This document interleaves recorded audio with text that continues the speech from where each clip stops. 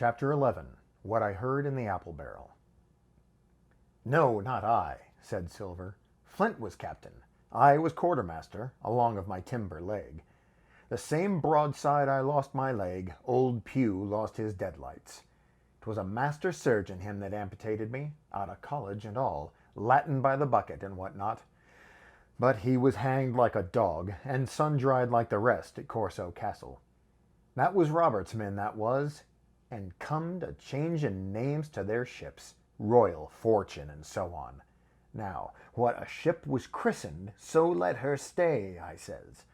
So it was with the Cassandra, as brought us all safe home from Malabar after England took the Viceroy of the Indies.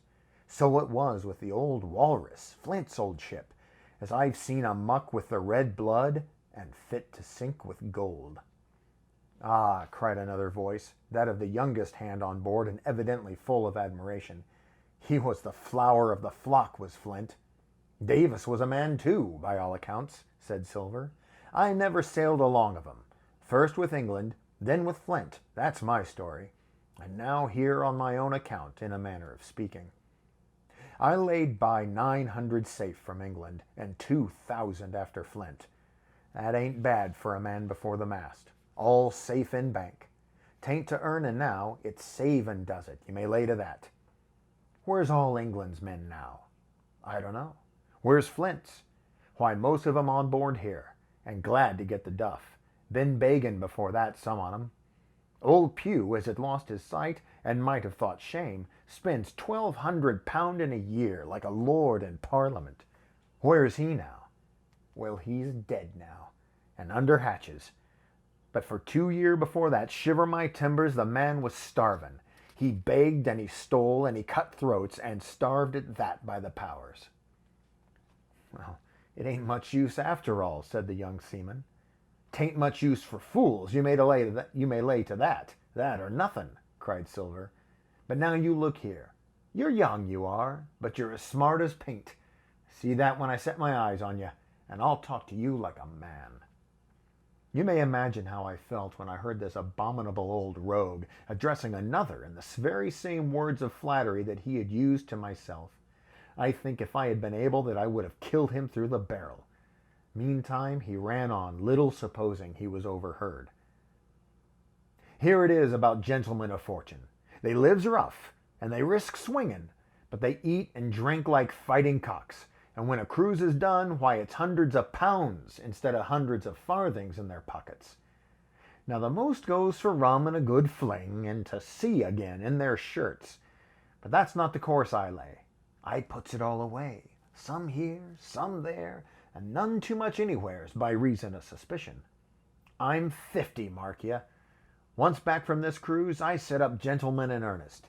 Time enough too, says you. Ah, but I've lived easy in the meantime. Never denied myself a nothing my heart desires, and sleep soft and ate dainty all my days but when at sea. And how did I begin? Before the mast, like you." "Well," said the other, "but all the other money's gone now, ain't it? You daren't show your face in Bristol after this." "Why, where might you suppose it was?" asked Silver derisively. "At Bristol, in banks and places," answered his companion. "It were," said the cook. "It were when we weighed anchor. But my old missus has it all by now, and the spyglass is sold, lease and goodwill in riggin', and the old girl's off to meet me. I'd tell you where, for I trust you, but it'd make jealousy among the mates." "And you can trust your missus?" asked the other. "Gentlemen of fortune," returned the cook, "usually trusts little among themselves, and right they are, you may lay to it. But I have a way with me, I have. When a mate brings a slip on his cable, one as knows me, I mean, it won't be in the same world with old John.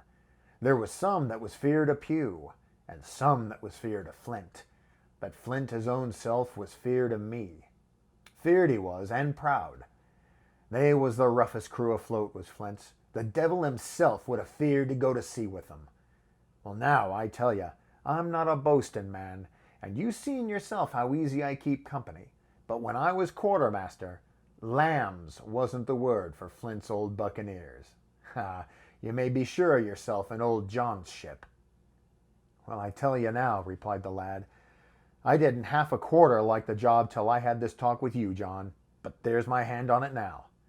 And a brave lad you were, and smart too, answered Silver, shaking hands so heartily that all the barrel shook, and a finer figurehead for a gentleman of fortune I never clapped my eyes on. By this time I had begun to understand the meaning of their terms. By a gentleman of fortune they plainly meant neither more nor less than a common pirate, and the little scene I had overheard was the last act in the corruption of one of the honest hands, perhaps of the last one left on board. But on this point I was soon to be relieved, for Silver giving a little whistle, a third man strolled up and sat down by the party. Dick's square, said Silver. Oh, I know Dick was square, returned the voice of the coxswain, Israel Hands. He's no fool, is Dick. And he turned his quid and spat. But look here, he went on. Here's what I want to know, Barbecue. How long are we a-going to stand off and on like a blessed bumboat? I've had almost enough of Captain Smollett. He's hazed me long enough, by thunder. I want to go into that cabin, I do. I want their pickles and wines and that. Israel, said Silver, your head ain't much account nor ever was. But you're able to hear, I reckon, leastwise your ears is big enough. Now here's what I say. You'll berth forward. You'll live hard and you'll speak soft and you'll keep sober till I give the word. And you may lay to that, my son. I don't say no, do I? Growled the coxswain. What I say is when. That's what I say. When?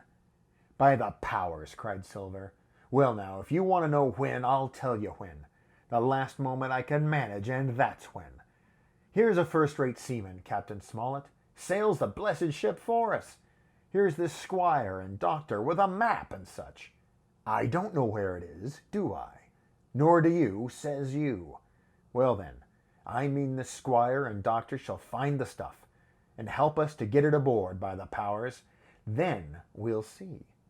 If I was sure of you all, sons of double Dutchmen, I'd have Captain Smollett navigate us halfway back again before I struck.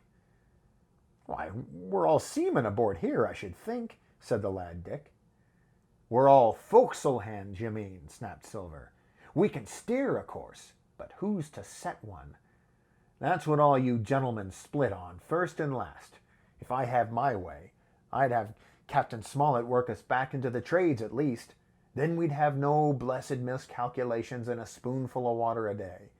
But I know the sort you are. I'll finish with them at the island as soon as the blunt's on board, and a pity it is. But you're never happy till you're drunk. Split my sides, I've a sick heart to sail with the likes of you. Easy all, Long John, cried Israel. Who's a-crossing of ye? Why, how many tall ships think ye now that I have laid aboard? And how many brisk lads drying in the sun at Execution Dock, cried Silver. And all this for the same hurry and hurry and hurry. You hear me? I seen a thing or two at sea, I have. If you'd only lay your course a pint to windward, and you'd ride in carriages, you would. But not you, I know you. You'll have your mouthful of rum tomorrow and go hang. Everybody knowed you was a kind of chaplain, John. But there's others as would hand and steer as well as you, said Israel.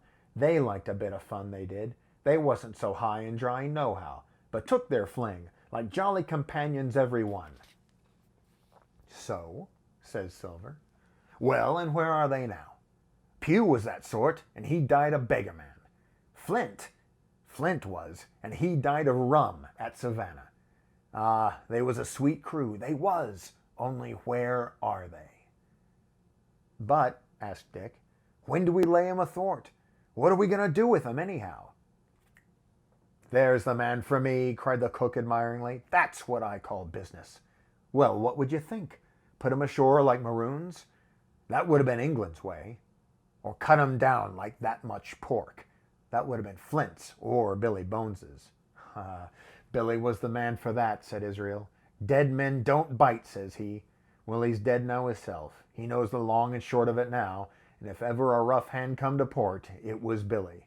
Right you are, said Silver, rough and ready. But mark ye here, I'm an easy man. I'm quite the gentleman, says you, but this time it's serious.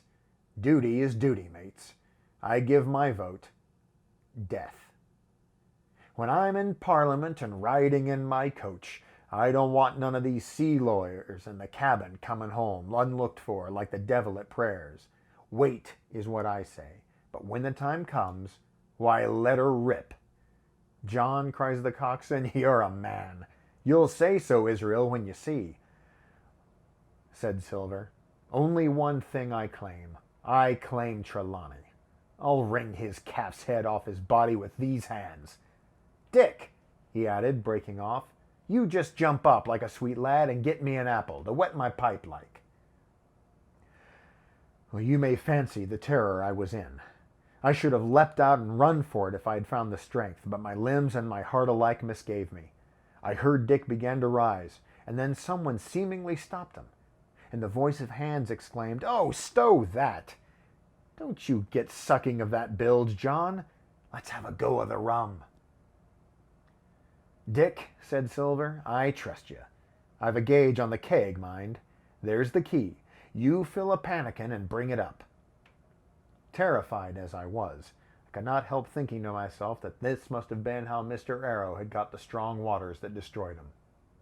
Dick was gone but a little while, and during his absence Israel spoke straight on in the cook's ear.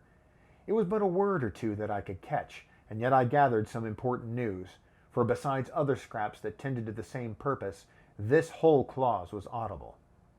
Not another man of 'em will join. Hence, there were still faithful men on board. When Dick returned, one after another of the trio took the pannikin and drank. One to luck, another with a "Here's to old Flint," and Silver himself saying in a kind of song, "Here's to ourselves and here's to your luff, plenty of prizes and plenty of duff." Just then a sort of brightness fell upon me in the barrel, and looking up, I found the moon had risen and was silvering the mizzen-top and shining white on the luff of the foresail, and almost at the same time the voice of the lookout shouted, "Land ho!"